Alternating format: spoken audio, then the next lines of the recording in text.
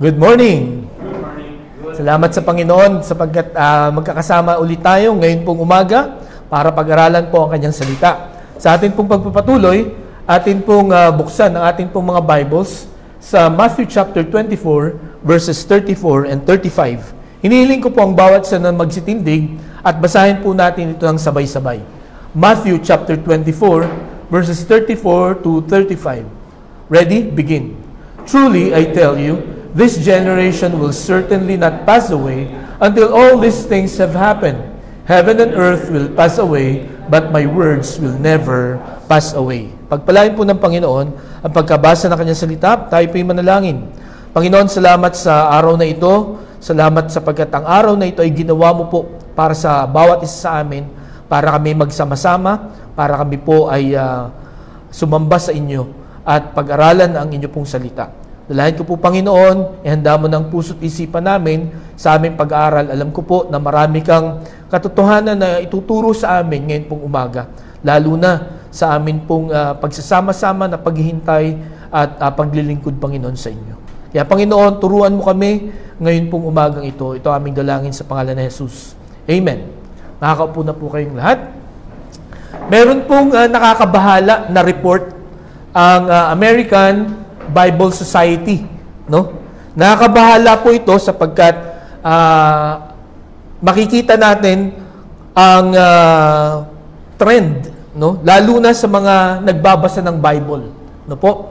Ang sabi po sa US, scripture engagement, yung light blue po ay mga nag-disengage na, yung mga hindi nagbabasa na ng Bible. No? Yung, ano man tawag niya sa blue yan?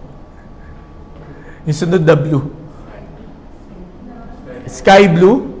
Okay? Ito yung movable, yung parang magbabasa o kaya ay hindi. Okay? And then yung dark blue or navy blue, ito yung scripture engage. O ito yung mga nagbabasa talaga ng Bible. Ito yung na-appreciate nila yung pagbabasa ng salita ng Panginoon. So tingnan ninyo, from 2020 hanggang 2024, yung trend, ano po? Noong 2020, yung mga hindi nagbabasa ng Bible ay 119 million or 47% ng US population. Yung mga, anong tawag dito?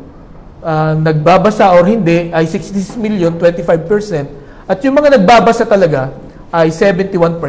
Pero pagdating po sa 2024, naging 57% na yung mga hindi nagbabasa.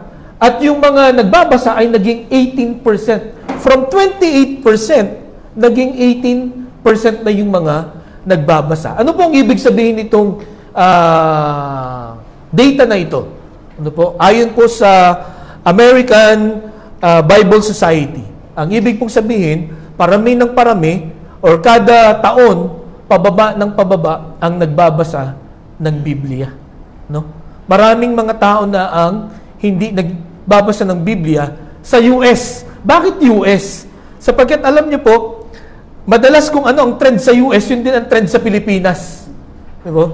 Kasi lalo na pagdating sa spiritual na mga bagay. Sapagkat ang US po ang nag-introduce ng Christianity, no? Hindi po mga Spaniards, no? Kundi US ang nag-introduce ng Bible, no po, sa Pilipinas. Okay? Kaya dahil sa tayo po ay naging colony, no po, ng Amerika, masyado po tayong naging dependent sa kanila. Na kung ano yung trend sa kanila, kung ano yung uso sa kanila, yun din ang nagiging uso sa atin. Di po ba? So dito, sa data na ito, makikita po natin na pababa ng pababa, pakaunti ng pakaunti ang nagbabasa ng Bible. Hindi ko po alam sa buhay po natin, sa ating personal na buhay, gaano po tayo kadalas magbasa ng salita ng Panginoon. Sa last year, no? Sa atin pong patuloy na pag-aaral ng salita ng Panginoon, mas lalo ba natin itong sinasaliksik? No? Excited po ba tayo mga kapatid na pag-aralan ang kanyang salita? Yung atin pong Bible reading, no? Excited ba tayo doon? Hoy, nasa ano na ako, no? 'Di ba? Or kasama po kaya tayo dito sa trend na to? Okay? Mga kapatid, ito ay nakakabahala, itong trend na ito, kung ito ay trend din sa Pilipinas, nakakabahala po ito. Kasi ang sabi po, sa Matthew chapter 7, verses 26 to 27, basahin po natin. Ready? Begin. But everyone who hears these words of mine and does not put them into practice is like a foolish man who built his house on the sand.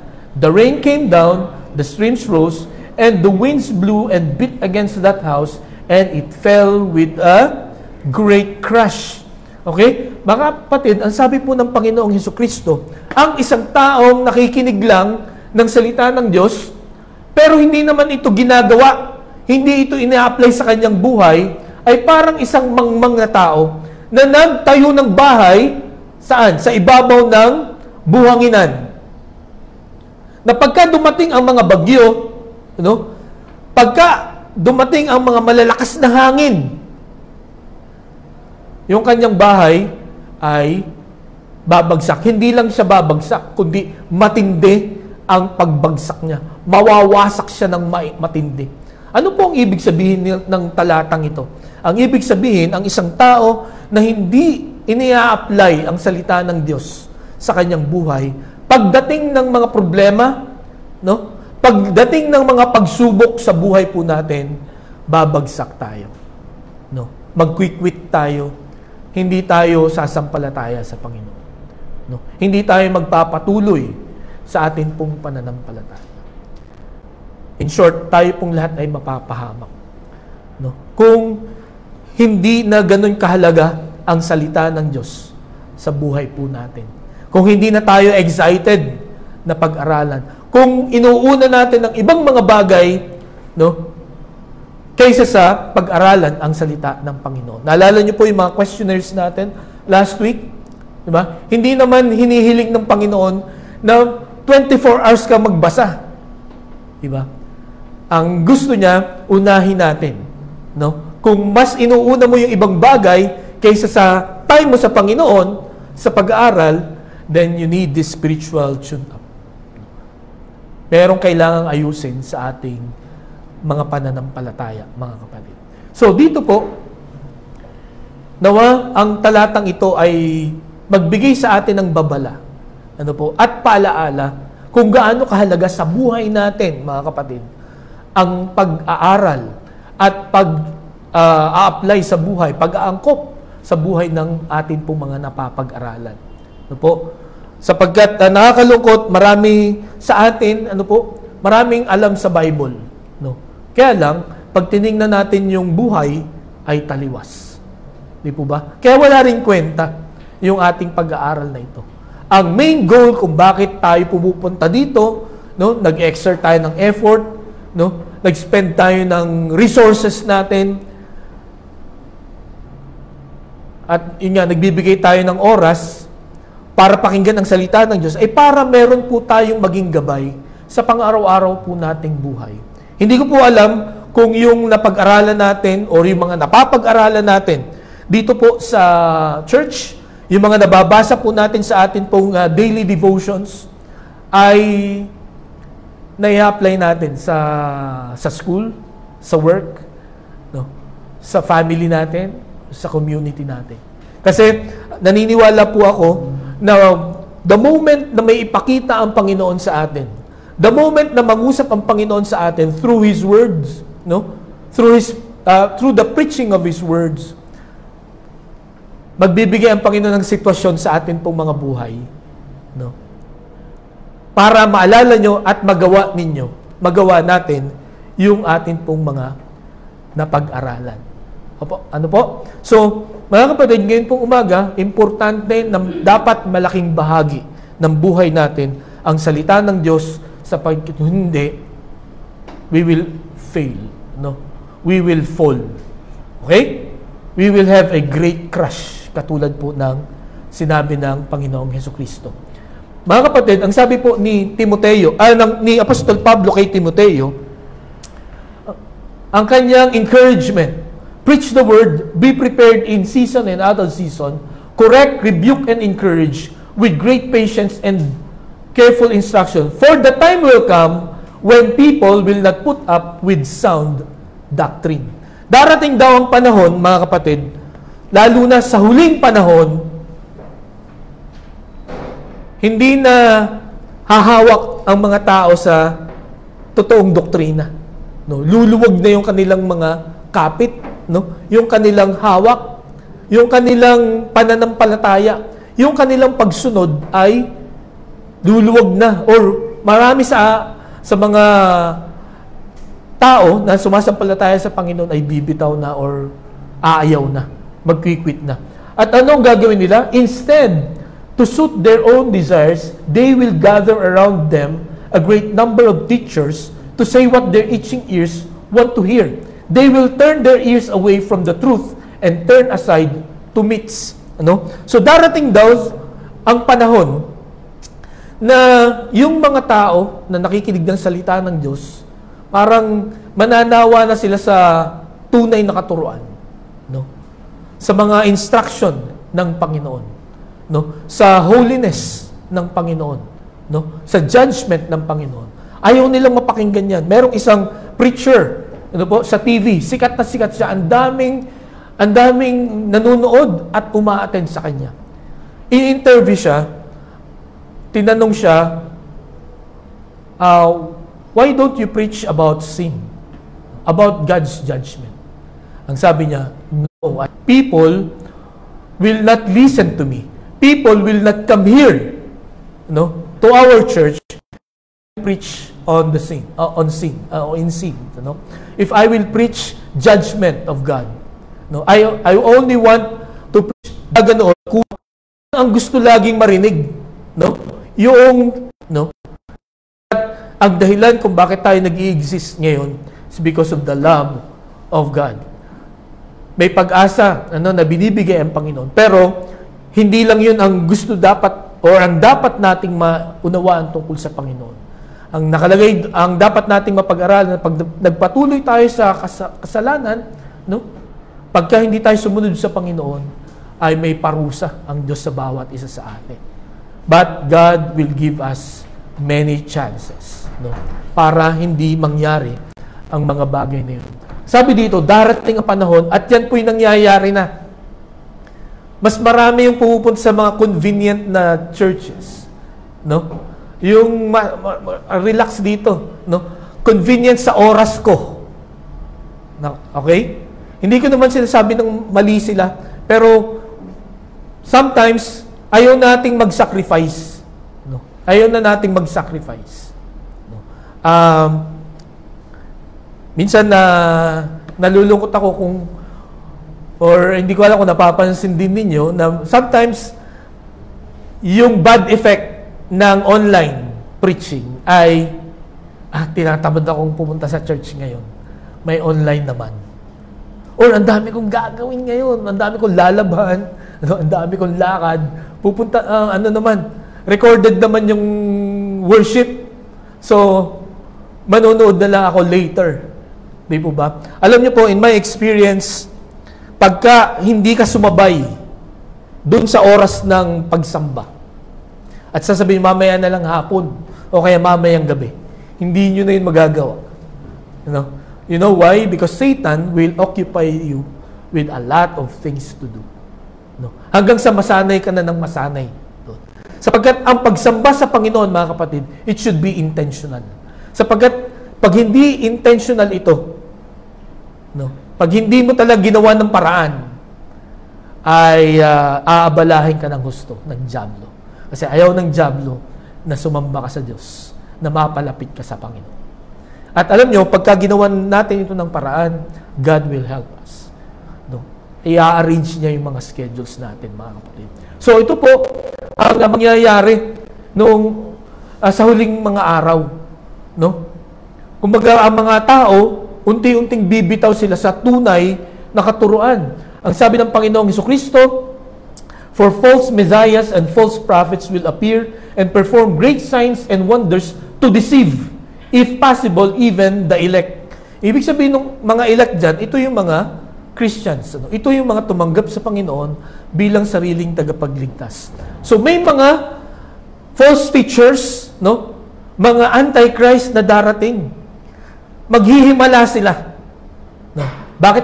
Bakit mangyayari ito? To deceive a lot of people and even the Christians. No? Kaya mga kapatid, ito maging mapanuri tayo, no? Pagka may na papanood tayo sa TV na magaling magsalita, ang daming mga himala na ginagawa. Ito po. Ang sabi dito, may mga darating lalabas na mga ganyang mga preachers. No? Talagang very charismatic. No? Pero, obserbahan ninyo, madalas, yung mga preachers na gano'n, yung ministry nila ang itinataas. No? Yung ministry nakapangalan sa kanila. For example, Eleno Magtibay Ministries. Pagka ganun po ang sama, delikado yun. No? At madalas, no po, yung mga pastor at yung mga ministries na bumabagsak ay yung nakapangalan sa pangalan ng pastor. Okay? At I'm sure meron na kayong mga nabalitaan na mga bumagsak na nakapangalan sa Kanya. Dapat mga kapatid, ang itinataas ay ang Panginoong Hesukristo. Ang itinuturo ay ang Panginoong Hesukristo. Okay? Mas malala kung siya ang ang itinuturo niya, siya ang tagapagligtas. No? Sana wala akong mabalitaan sa atin na nag-a-agree sa paniniwala ng mga ganong mga mangangaral. Di mo ba? So, darating ang panahon na maraming madadaya, malilin lang. Mga kapatid, sa atin pong pag-aaral nito ngayong umaga, no, sana hindi tayo isa sa mga malinlang, no, or madaya ng mga mandarayang ito. Ang sabi pa sa Matthew chapter 24 verse 10, at that time many will turn away from the faith and will betray and hate each other. Okay? Sa huling panahon, ang sabi, marami daw ang tatalikod sa kanyang pananampalataya. No? At marami ang magbe-betray. Ano ang Tagalog sa betray? Magkakanulo. No? Itatatwa. O hindi ako member dyan. Hindi ko kasama yan. Ha? Darating yung ganun. Hindi ako umaattend dyan sa church na yan. Diba? Pero pansinin niyo yung word na many. Okay? May hope tayo dyan. Hindi niya nilagay na at that time, all will turn away. Ang sabi lang, many. Okay? Marami, pero hindi lahat. Ibig sabihin, may kakaunti na matitira. Ang tanong ngayong umaga, mga kapatid, saan ka kasali? Sa many or sa few? No? Who will remain? Di po ba? Kaya, ngayong umaga, ito po ang gusto ko pong mapag-aralan natin at nawa ay pagtibayin natin sa atin pong pamumuhay bilang tagasunod ng Panginoong Hesukristo. Very attractive ang marami. Di ba? Wow, ang daming umaattend dyan. No? Yung mga sikat na andyan. Ang saya dyan. No? Dyan ako. Ay, dito sa satellite, kukunti lang ang dumadalo dyan. No? Doon na ako sa mas marami, sa mas convenient, mas accessible. So, mga kapatid, mag-iingat po tayo, no? Na hindi tayo mapasama doon sa many will turn away from the faith and will betray and hate each other. Nawa kahit kakaunti tayo, no? At alam niyo po, sa totoo lang, sabi nga ng Panginoon, marami talaga ang nakakatagpo sa malaking daan. No? Marami talaga yung mga papunta sa kapahamakan, malaki ang daan daw doon papunta. Pero yung papunta sa buhay, kaunti lang ang nakakasumpong at makipot ang daan. Okay? So mga kapatid, nasan kayo dito at nawa after this message, masagot natin. Okay? So, ngayon pong buwan na ito, kailangan natin ng spiritual tune-up. No? Check natin. No? How's our faith? Is it getting stronger? or sakto lang, tama lang, walang improvement. Ang goal natin ay mag-improve po tayo sapagkat yan ang gusto ng Panginoon. Tayo pong lahat ay mag-improve sa ating pong pananampalataya. Last week, nakita po natin, ang una dapat nating i-check sa spiritual tune-up ay yung direction natin. Saan ba tayo pupunta? Ano ba ang purpose ng buhay natin? Bakit nandito tayo sa Metro Manila? Diba? Bakit tayo napalipat dito? Hindi naman tayo mga taga rito. What is our purpose? Makikita po natin yung purpose natin sa tatlong paraan when we remove the extra weights and obstacles, when we recharge our commitment, and when we refocus our destination.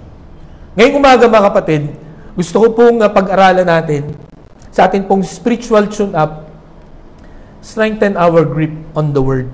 No, let us strengthen our grip on the Word. Yung word na grip po dyan, ang ibig sabihin po niyan, hindi yung pagka ikaw ay pupunta sa church, laging nakaganto ka, no? Ang ibig pong sabihin niyan ay yung pagtitiwala natin at yung ating pagsunod sa salita. Okay? Yun po ang ibig sabihin ng grip. Palakasin po natin. Kung titingnan nga po natin yung atin pong pagtitiwala at pagsunod sa salita ng Panginoon, ilang percent kaya? Is it 100%? No? You trust His Word and you obey His Word? Or dahil sa mga pagsubok, dahil sa mga iba-ibang turo na atin pong naririnig, unti-unti nang kumukupas, no, yung ating pong paghawak sa salita ng Panginoon. Mga kapatid, kung hindi mo pinapaniwala ng salita ng Diyos sa umagang ito, 100% na ito yung salita ng Panginoon and this is the rule of your life, mapapahaba ka. Kung meron kang ibang pinapaniwalaan na gagabay sa iyo, mangunguna sa iyo, maliligaw ka.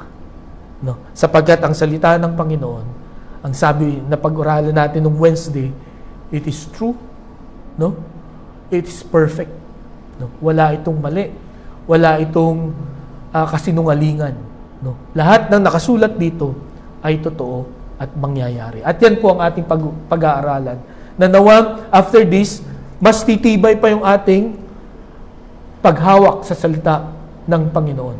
Kung babalikan natin itong Matthew chapter 24, 34 to 35, tinanong ng mga apostol ang Panginoong Jesucristo, ano ang tanda na babalik ka na?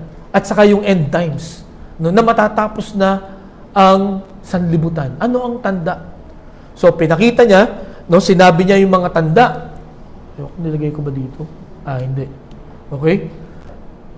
Nakita natin, napag-aralan natin to last year, na ang mga tanda na malapit na siyang bumalik ay pagka may mga false teachers na, may mga nagpipreach na sila ang Kristo. Okay? Pangalawa, pagka meron tayong gera na nababalitaan, na mas marami po ang mga gera ngayon kaysa 15 years ago or 20 years ago. Pagka meron tayong nakikitang mga kalamidad, no? Yan po ay mga tanda ayon po dito sa Matthew chapter 24. Kaya pagdating po dito sa 34, no, verse 34, ang sabi ng Panginoon, truly I tell you, this generation will certainly not pass away until all these things have happened. Yung these things dyan, ito po yung signs na darating na ang Panginoon. No? Yung henerasyon na yun, na makakakita ng signs na yun, hindi sila mawawala hanggat hindi natutupad yung mga signs na yun. And then ang sabi sa verse 35, heaven and earth will pass away, but my words will never pass away. Ngayong umaga, may tatlong dahilan po tayo na makikita sa mga talatang ito kung bakit dapat higpitan natin, no, yung ating paghawak sa salita ng Diyos. Ang ibig pong sabihin, mas pagtiwalaan natin, mas sundin natin ang salita ng Diyos sa ganitong mga panahon, no? Sa mga huling araw na maraming mga tao ang aayaw na, ang hihiwalay na, no, sa kanyang pananampalataya. Tayo po, mga kapatid, kung nararamdaman na natin yan, nawa itong mensahe natin, ang bumuhay ulit, mag-recharge ulit sa atin, no, magpalakas ulit sa atin no? Nahigpitan ang ating hawak sa salita ng Panginoon. May tatlong dahilan tayong makikita. Ang sabi diyan, but my words, no? Ang unang dahilan kung bakit dapat higpitan natin ang hawak natin sa salita, no? Because it emanated from God, no? The word or this word, the Bible, the Holy Scriptures came from God, no? Ang Panginoon, ito ay galing sa Panginoon. Hindi ito galing sa mga tao, hindi ito opinyon ng mga matatalinong tao, no? Kundi ito ay directly coming from God. Okay? Sa Titus chapter 2 verse 13, ang sabi diyan, while we wait for the blessed hope, the appearing of the glory of our great God and Savior, Jesus Christ. Ito pong talatang ito ay nagsasabi na si Jesus ay Diyos. Di po ba? O may iba kayo nakikita? Ang tinuturo ng talatang ito, ang Panginoong Hesukristo ay Diyos. No? At ang sabi ng Panginoong Hesukristo, heaven and earth will pass away, but my words will not pass away. It was Jesus who's talking. No? Anong karapatan ng Panginoong Hesukristo na magsalita nun? Diyos lang ang pwede magsalita nun. That my words will not pass away. So, ang sabi din sa Titus chapter 2 verse 13, our great God and Savior, Jesus Christ. So, ang Panginoong Hesukristo ay Diyos. No? So, yung sinabi na my words will not pass away ay galing sa Diyos. Ang nagsalita ay ang Panginoong Hesukristo. Klaro po ba yun? No? So, bakit kailangan na maintindihan natin, no, at tanggapin po natin na itong salita ng Diyos or itong Biblia ay galing sa Diyos? Sapagkat nais ipaalam ng Panginoon, no, that He is our Creator. No? Siya ang lumikha sa atin. At ang Biblia ang kanyang manual. So pagka nagkaroon ka ng problema sa iyong buhay, you go to the Maker. You go to your Creator. Di po ba? Pagka meron kang gadget, no, or meron kang gamit na binili, pagka nagka-problema, saan mo yan dadalhin? Sa gumawa niyan, no? Or sa nag-aral kung paano gawin yan. Di ba? Ang Word of God ay dapat nating panghawakan, no? Lalo na sa ganitong panahon na maraming mandaraya. Sapagkat ito'y galing sa Diyos. At ano ang dapat nating maintindihan tungkol sa Diyos? Siya ang lumikha sa atin. Naiintindihan niya lahat ng issues na buhay natin. Siya ang gumawa eh. Di ba? Hindi ito pwedeng ayusin ng mga doktor, no? Ng mga dalubhasa. Yung sa kanila, puro guess. Di ba? Oh.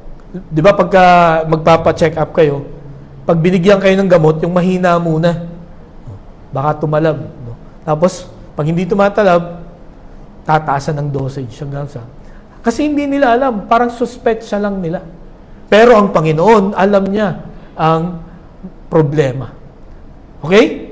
Because He is our Creator. Ang sabi po sa Hebrews chapter 11, verse 3, basahin nga po natin, by faith, we understand that the universe was created by the Word of God, so that what is seen was not made out of things that are visible.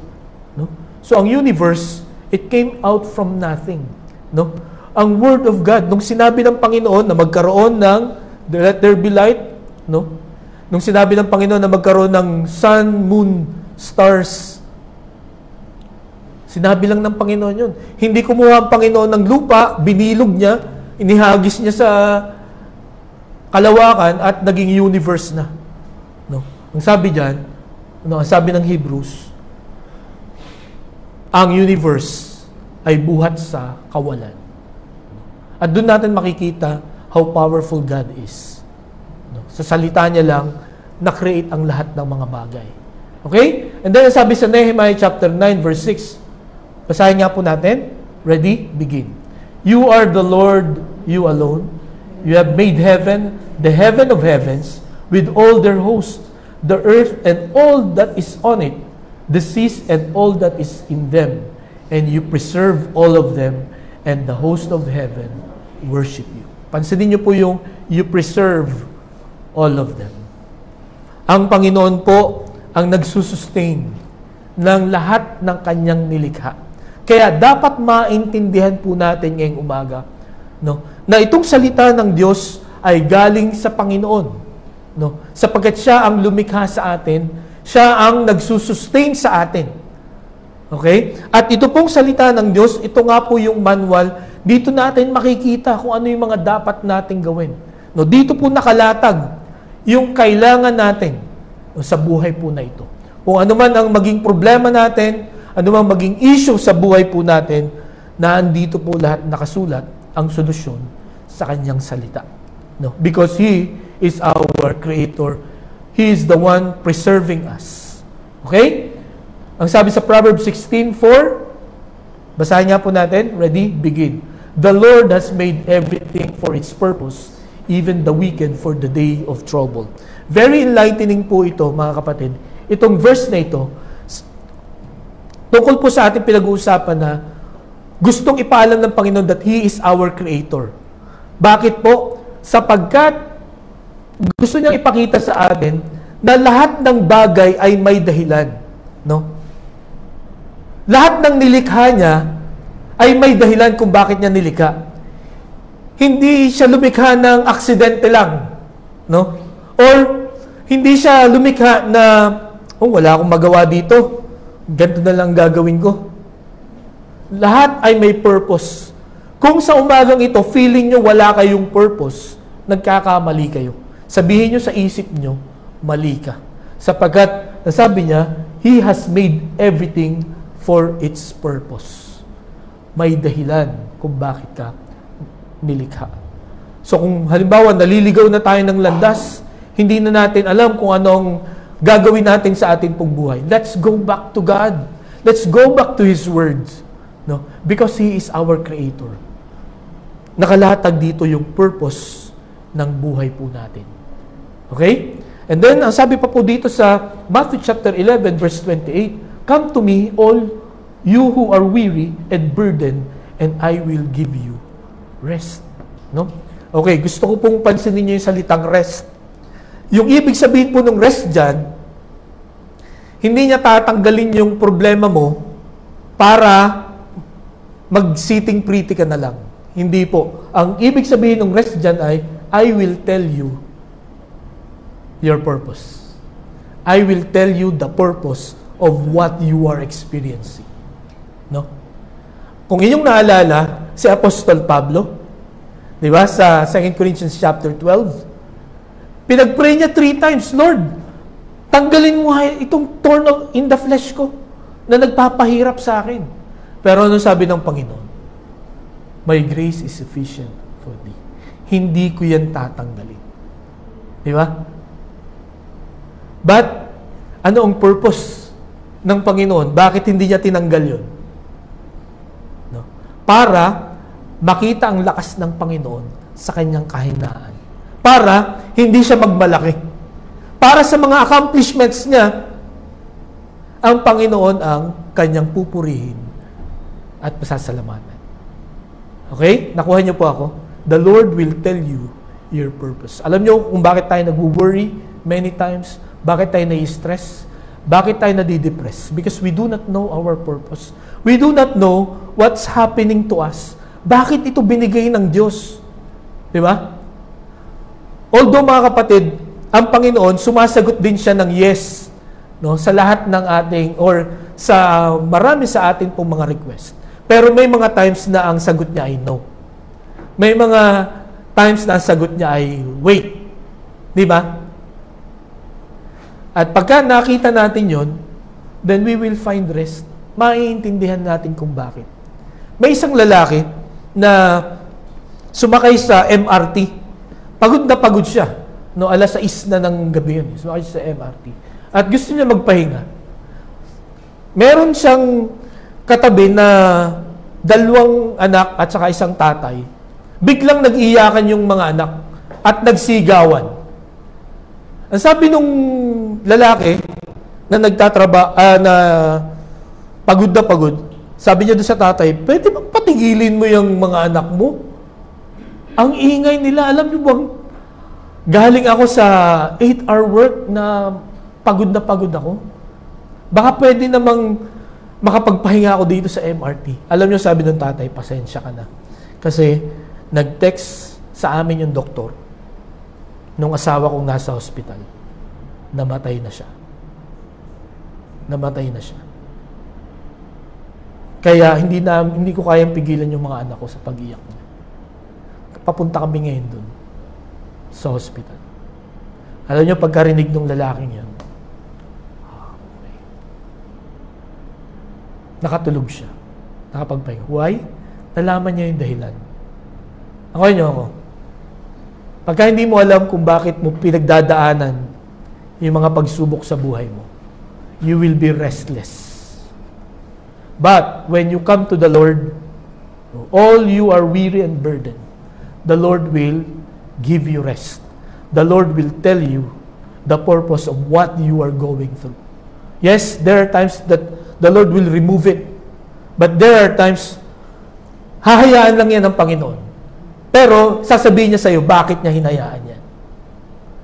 Nakuha niyo po ako? Nasundan niyo ako. So, yun po ang ibig sabihin, na kailangan makilala natin na ang Panginoon ang ating manlilikha. Because He knows everything about us.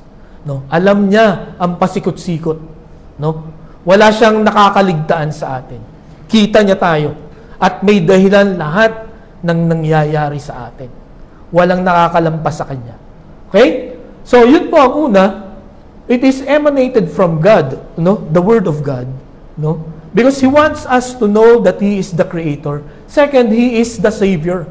No? Siya ang tagapagligtas. Ang sabi po sa Micah chapter 6 verse 4, I brought you up out of Egypt and redeemed you from the land of slavery. I sent Moses to lead you, also Aaron and Miriam. Sa atin po na sumasabay sa atin pong Bible reading, ay mapapansin ninyo itong highlighted na mga lines na ito.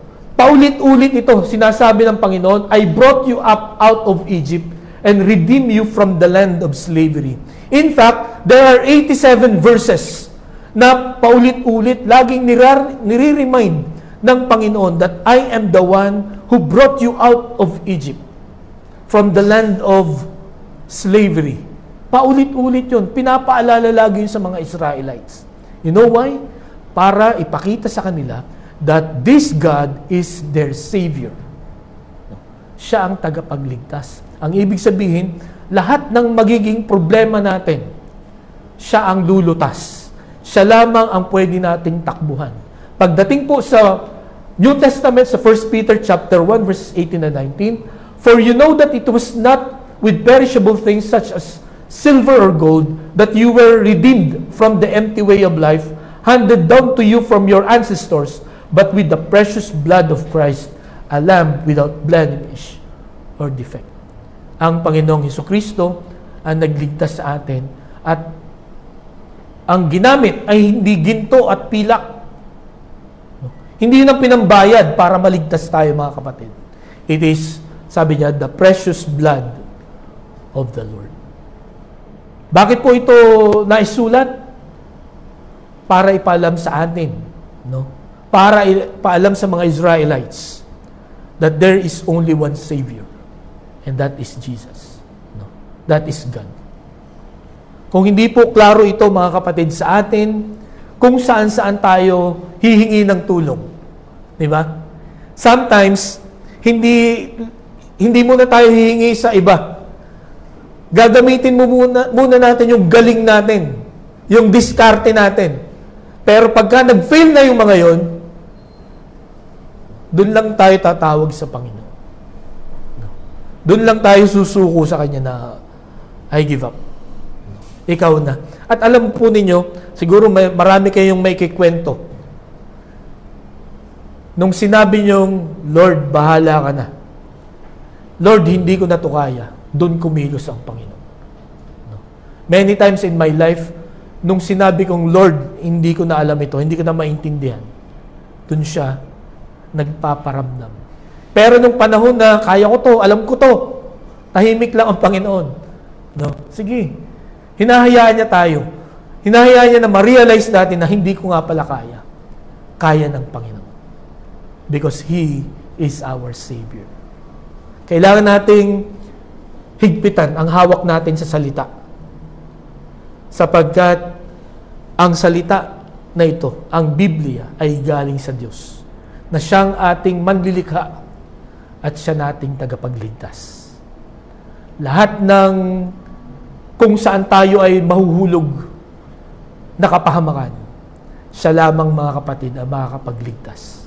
No? At itinuro niya, iniligay niya sa salita ng Diyos kung papaano tayo makakaiwas, makakalampas, at magtatagumpay sa mga pagsubok na yun. Kaya, mga kapatid, kung bibitaw tayo o lumuluwag na yung ating hawak sa salita ng Panginoon, ang sabi sa Matthew, sabi ng Panginoong Jesucristo, pagdating ng pagsubok, babagsak ka. No?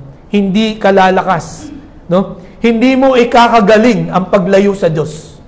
Okay? Hindi ka mas iigi, hindi ka mas magiging matalino o marunong, no? Pag lumayo ka sa Diyos.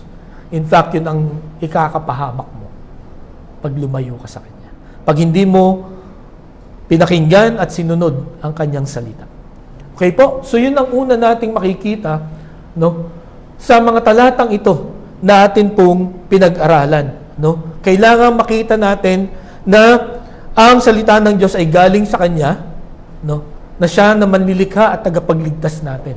Kung babalikan natin itong Matthew chapter 24 verse 34 to 35, ang sabi dito, heaven and earth will pass away, but my words will never pass away.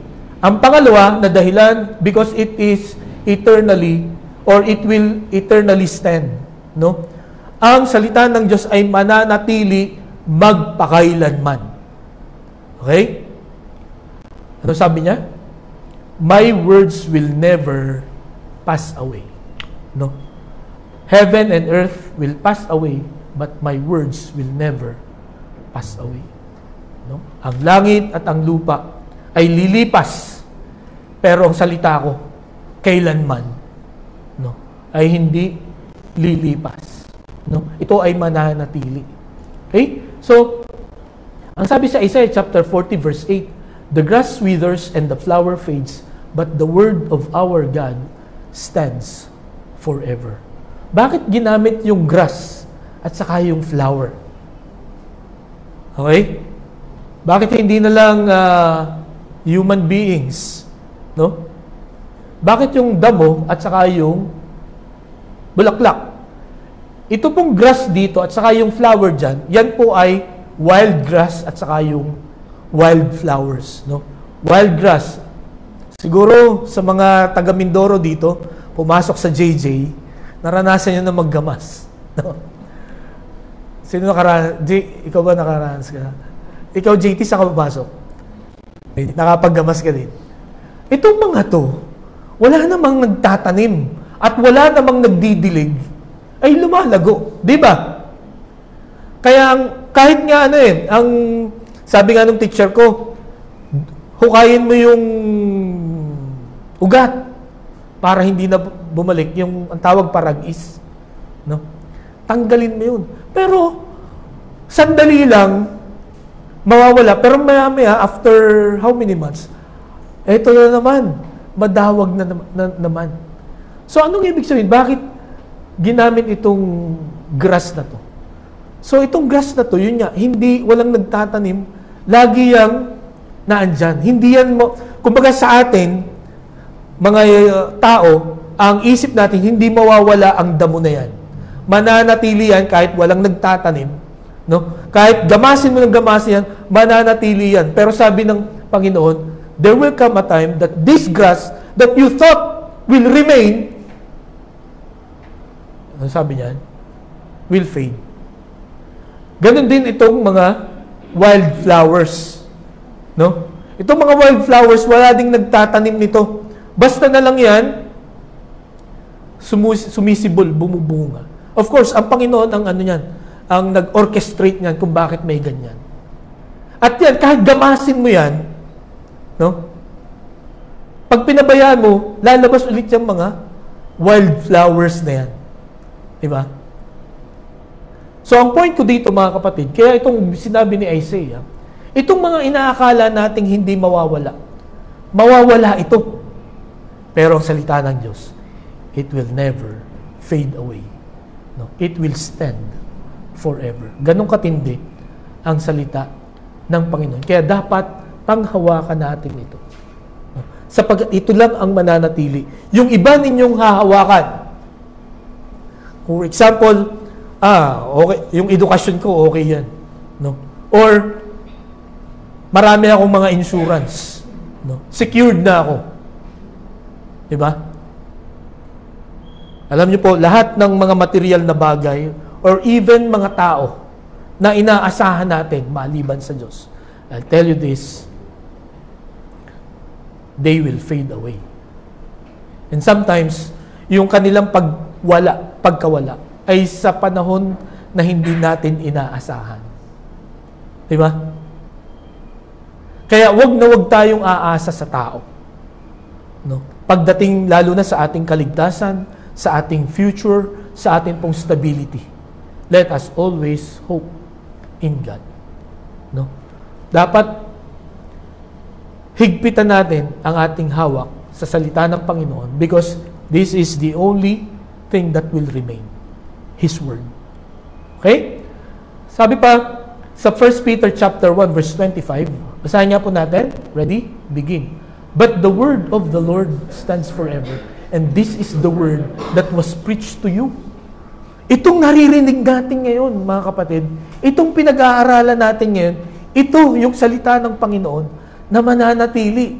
Hindi yan natin matatagpuan sa ibang libro. No? Hindi natin yan matatagpuan, no, sa ibang mga libraries. No? Ito mismo. No? Ito yung mananatili magpakailanman. Yung itinuturo sa atin, no, ng ating pong mga pastor, ng ating mga leaders, no, na galing sa kanyang salita, ito yung mananatili. Wala na pong iba. Huwag na po kayong maghanap ng iba. Ito yun. Di ba? At salamat sa Panginoon sapagkat itong pagbabahagi ng salita ng Diyos sa atin ay ginawa ng Panginoon sa isang paraan na maiintindihan natin. Di po ba? Na-experience nyo na ba na umattend sa isang church na hindi mo maintindihan ang mensahe? Diba? Sa Germany, naka-attend kami sa isang church na German. Hindi mo ako nakakaintindi ng German. Yeah. Kaya, wala lang yun. Isang oras nakaupo lang kami. Meron namang interpreter. Pero hirap na hirap siya. Hindi niya masundan yung power nung pagpipreach. No? At nung one time, ito pa yung pinakamatindi na experience ko sa Germany, yung nag-apply ako ng anong tawag dito? Lisensya. Driver's license. Bago ka bigyan ng driver's license, papa-attend ka muna ng first aid. At yung first aid na yun ay magsisimula alas 8 hanggang alas 2 ng hapon. Alas 8 ng umaga hanggang alas 2. At ang advice sa akin, huwag kang maghanap ng marunong mag-English dahil hindi mag-i-English yung instructor. Tumango-tango ka lang at hulaan mo na lang kung ano yung ginagawa nila. Imagine, from 8 to 2, no, 6 hours ka dun. Wala kang naiintindihan. No? Tinuruan kami kung paano, halimbawa, makakita ka ng na-aksidente sa highway. Paano mo kukunin? So, daldal yung instructor. Kaming lahat ay mga foreigner. Yun lang ang comfort ko. Lahat kami hindi nakakaintindi ng German. Kaya puro hula lang lahat kami. Kung ano yung ginagawa niya, di yun ang ginagawa namin. Tapos yung CPR, no? Tinuruan din kami kung paano. So, awa ng Diyos, kahit wala akong naintindihan, nakapasa ako. Pero ang hirap nun, di ba? Hindi mo naiintindihan. Salamat sa Panginoon sapagkat ang kanyang salita ay ginawa ng Diyos na nauunawaan nating lahat. Di po ba? Ang pagbabahagi ng salita ng Panginoon ay nauunawaan natin. Kaya mga kapatid, once na maintindihan natin ang salita ng Panginoon, let us thank God for that. No? Let us praise Him for that. Kasi hindi tayo pinanghula ng Panginoon sa kanyang salita. Okay? So, yan po ang salita ng Diyos na ipinapahayag sa atin. This word will remain forever. Okay? Ang pangatlo, ang panghuli, hindi pa pala. Pagka sinabing eternally, it will eternally stand, ang ibig sabihin, it cannot be stopped. No? Hindi mo pwedeng pigilan, hindi mo pwedeng pabagalin ang salita ng Panginoon, yung fulfillment ng kanyang mga pangako. Okay? At ang sabi pa, it will finish its purpose. No? Yun po ang kahulugan when we say it is or it will eternally stand. It cannot be stopped, it will finish its purpose. Ang sabi po dito, my words will never pass away. Hindi sinabing will not pass away, but will never. No? Hinding-hindi. Ito lilipas. Okay? Some amazing facts about the Bible. Okay. Una, alam nyo ba na it took 1,500 years to write the Bible? No? Ang writer po ng Genesis, Exodus, Leviticus, Numbers, at Deuteronomy ay si Moses. Okay? At ang huling writer ng Biblia ay si John. No? Si John the Beloved, yung Revelation. So, imagine, 1,500 years bago na kumpleto ang Bible. So, mga namatay na yung mga nauna. Ibang henerasyon na. Di ba? Next, they were 40 writers. Hindi authors, no? Kasi ang author of the Bible is God. No? Yung mga Isaiah, Jeremiah, mga secretaries lang yung mga yan. Sinulat lang nila kung ano yung dinikta sa kanila ng Panginoon. Imagine, 40 writers. Okay? Itong 66 books of the Bible, 40 ang mga sumulat nito. At magkakaibang panahon ito sinulat. Okay? Imagine, 1,500 years. And then, written in 3 continents, sa Asia, sa Europe, sa Africa, and then written in 3 languages, Hebrew, Aramaic, and Greek. Bakit ko po sinabi itong mga ito? Kahit na iba-iba, kahit na matagal ito bago nabuo, kung inyo pong pag-aaralan ng salita ng Diyos, hindi sila nagsasalungatan. They are united. Okay? And they are powerful. No? Kahit na iba-iba ang nagsulat, no? Sa napakahabang panahon, yung mensahe ay iisa lang. Di ba? Yung mission nito ay iisa lang. No? Kahit na iba-iba ang mga tao at sa iba-ibang lengguwahe sinulat at iba-ibang lugar sinulat ito. Ito po ang ilan lang sa mga nakakamangha dito sa salita ng Panginoon. At ang sabi nga ng Panginoon, it will never pass away. Sa panahon natin ngayon, tingnan po natin, how many Bibles are sold per year in the US? O, US ulit ang ating standard. Kasi madalas yung mga Bibles na magaganda, sa kanila natin yan ini-import. No?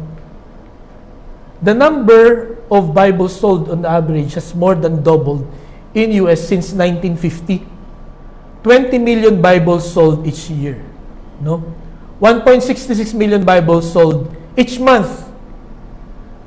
384,615 Bibles sold per week. 54,945 Bibles sold every day.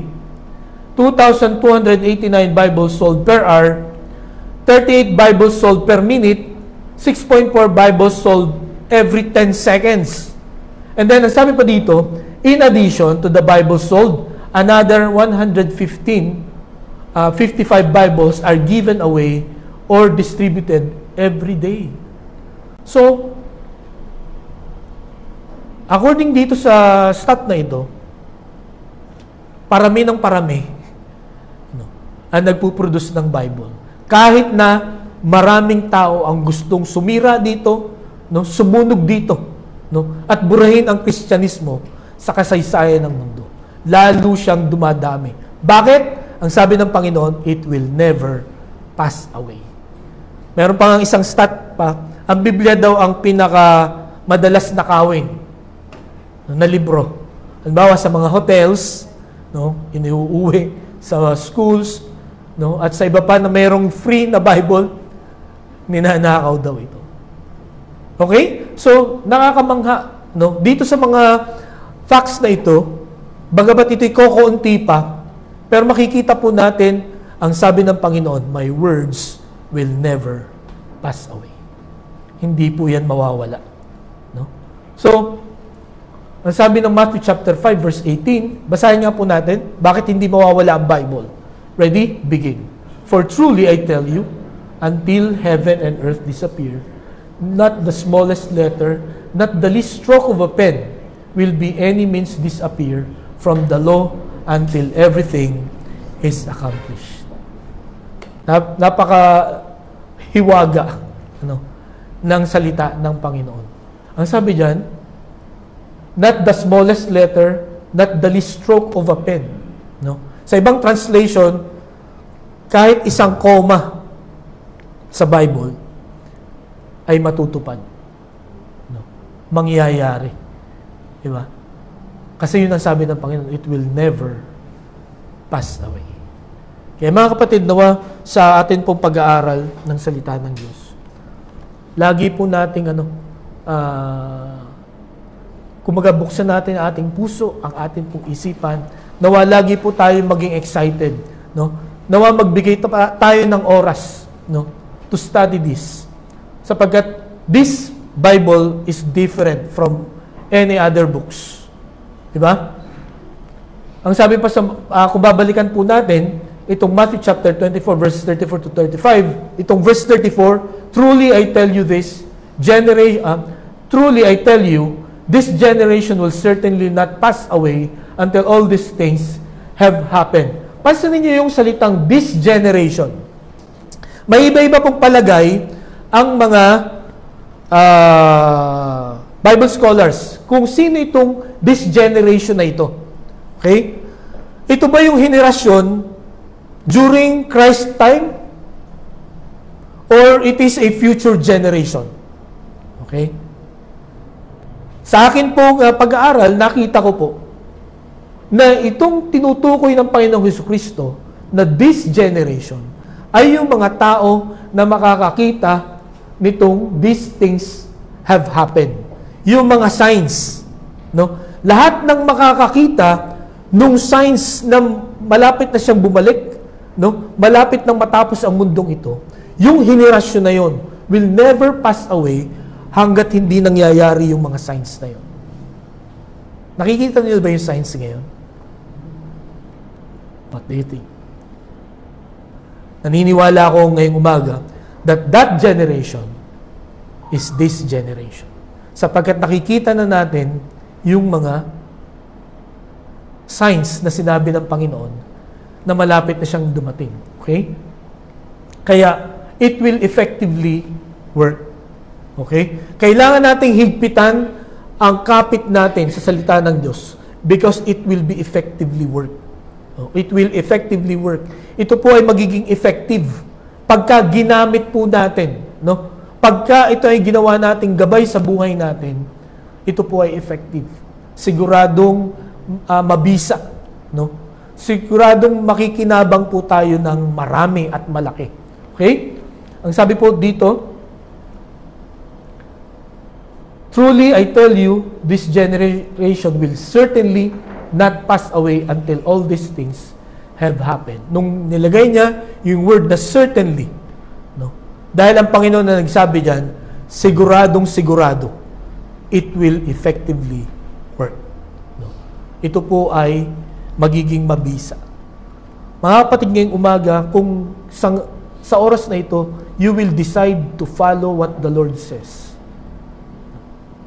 mangyayari kung anong sinabi niya. Mararanasan po natin, no, yung mga pangako ng Panginoon na pagka sinunod natin ito, ay matatanggap natin. Okay? Ang sabi sa Matthew chapter 24 verses 4 to 8, ito yung mga signs, no? Many will come in my name claiming I am the Messiah.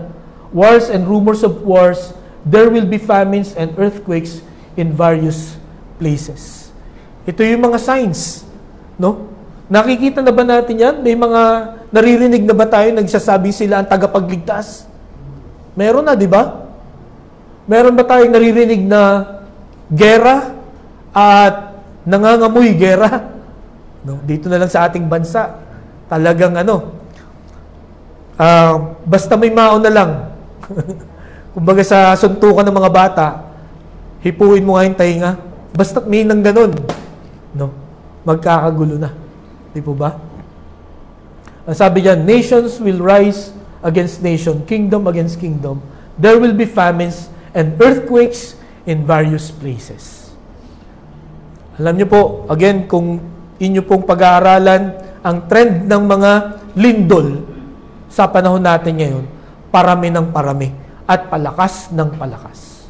So ito po yung generation na sinasabi ng Panginoon, this generation will not pass away hanggat hindi natutupad yung mga prophecy ng Panginoong Jesucristo. So, ngayong umaga, kailangan natin pong maging mahigpit sa pagkapit sa salita ng Panginoon because it will effectively work in our deliverance, no? Sa atin pong kaligtasan. Ang pinakamatinding problema po ng tao ay yun nga po, yung parusa ng Panginoon sapagkat tayong lahat ay makasalanan. Lahat po tayo ay sumuway. Lahat po tayo ay lumayo sa Panginoon. Kaya tayo po ay mapapahamak, parurusahan tayo ng Panginoon. But because God gave His Word, no, nakalagay dito paano tayo madideliver, paano tayo makakaligtas doon. At alam po natin, pag sumampalataya tayo kay Jesus bilang sariling tagapagligtas, we will be delivered. No? Makakaligtas po tayo sa tiyak na kapahamakan. And then, ang pangalawa, in our daily life, no? Yung pang-araw-araw natin pong buhay, magagamit po natin ito. No? Makikita po natin, no, bawa sa mga relationships, paano ko masusolve itong relationship? Paano ko maaayos ito? No? Tingnan natin kung ano sinasabi ng Bible. No? Sa trabaho ko, paano ko maaayos? Paano ko may improve ang sarili ko? Nakalagay po sa Bible kung paano. In our daily lives, no, makikita po natin, no, magagamit natin ang salita ng Panginoon. And then, our destination after life. No, ituturo nito saan ka pupunta pagkatapos sa buhay na ito. At ano ang mangyayari, no, sa langit at saka sa impyerno. Sabi nga ng isang manunulat, itong Biblia, kung iyong babasahin, no, ng paulit-ulit, malalaman mo kung ano ang nakaraan, ano ang kasalukuyan, at ano ang hinaharap. Nakalagay na dito kung ano ang mangyayari sa atin sa future. Kaya kung hindi mo ito pinag-aaralan, no, hindi mo ito binabasa, hindi mo ito pinapaniwalaan, at hindi mo ito ini-apply sa iyong buhay, ikaw ay ligaw. No? Hindi mo alam kung anong nangyayari. At mangyayari pa. Di ba? Matataranta tayo.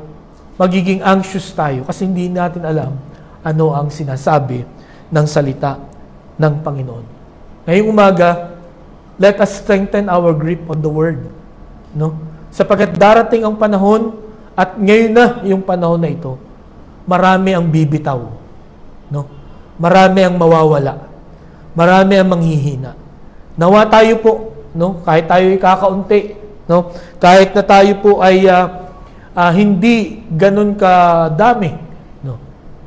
Tayo na nakaalam at patuloy na nag-aaral ng salita ng Diyos, let us strengthen our grip on the Word. Hindi sa inyong leaders, hindi sa samahan, no? Kundi sa salita ng ating pong Panginoon. Why?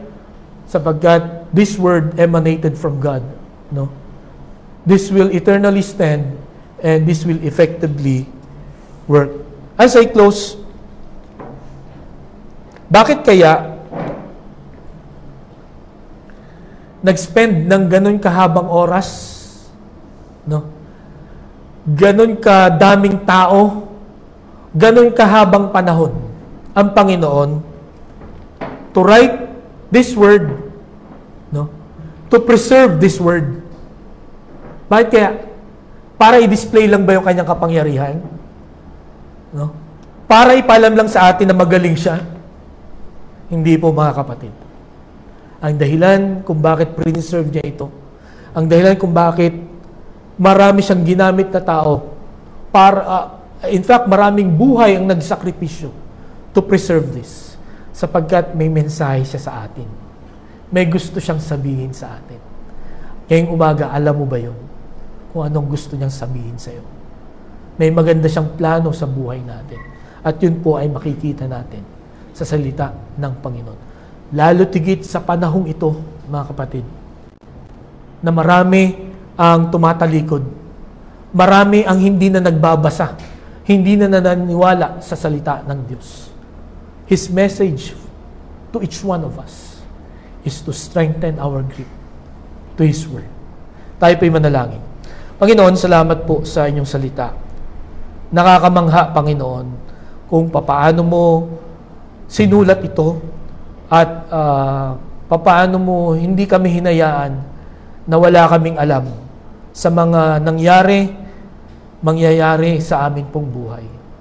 Salamat po, Panginoon, sapagkat ito'y expression ng inyong pagmamahal, ng inyo po, Panginoong awa at biyaya sa amin.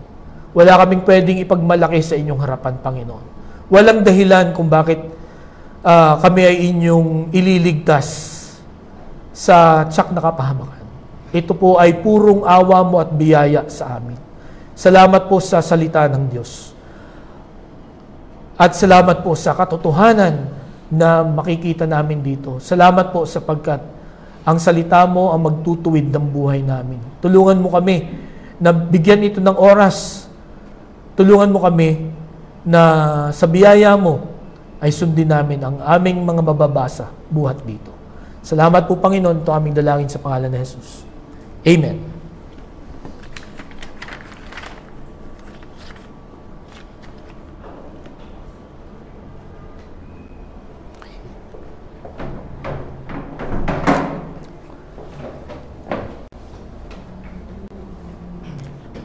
Salamat po, Pastor, sa mensahe. As a response, let us sing wonderful words of life, hymn number 300.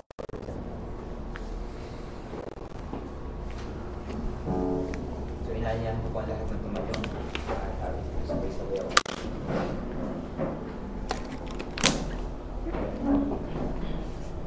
Ito ba? Ay, ito ako sa tabi. Kita. Ready? Sing. Sing them over again to me, wonderful words of life. Let me more of their beauty see, wonderful words of life. Words of life and beauty, teach me faith and duty. Beautiful words, wonderful words, wonderful words of life. Beautiful words, wonderful words, wonderful words of life. Christ the Blessed One gives to all wonderful words of life. Sinner, list to the loving call, wonderful words of life. Oh, so freely given, wooing us to heaven. Beautiful words, wonderful words, wonderful words of life. Beautiful words, wonderful words, wonderful words of life. Sweetly echo the gospel call, wonderful words of life. Oh, for pardon and peace to all, wonderful words of life. Jesus, holy Savior, sanctify forever. Beautiful words, wonderful words, wonderful words of life. Beautiful words, wonderful words, wonderful words of life. Tingnan natin si Brother Jaire na wakasan tayo sa prayer.